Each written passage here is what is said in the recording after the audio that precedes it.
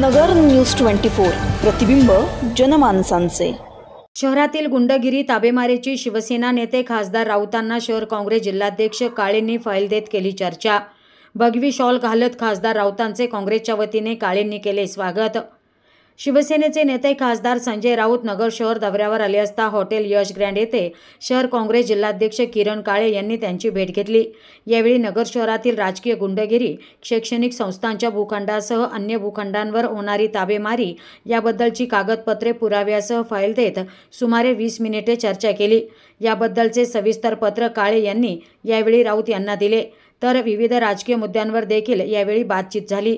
चर्चेचा सविस्तर तपशील मात्र समजू शकला नसला तरी महाविकास आघाडी, आगामी लोकसभा निवडणूक यासह जिल्ह्यातल्या महायुतीचा सामना एकजुटीने करण्याबाबत यावेळी उभयतांमध्ये चर्चा झाल्याचे काळे यांनी म्हटले।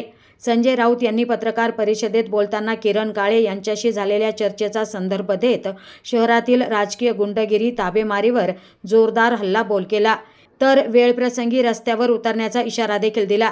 किरण काळे यांनी भेटीनंतर बोलताना म्हणाले की स्वर्गीय अनिल भैया राठोड आज हयात नसले तरी असे कुणीही समजू नये की शहर पोरके झाले आहे। स्थानिक पातळीवर आम्ही गुंडगिरी, ताबेमारीच्या विरोधात निर्भीडपणे दररोज आवाज उठवत आहोत। यापूर्वी अनेक वेळा काँग्रेस विधिमंडळ पक्षनेते आमदार बाळासाहेब थोरात यांनी देखील शहरातल्या गुंडगिरी विरुद्ध तोफ डागली आहे।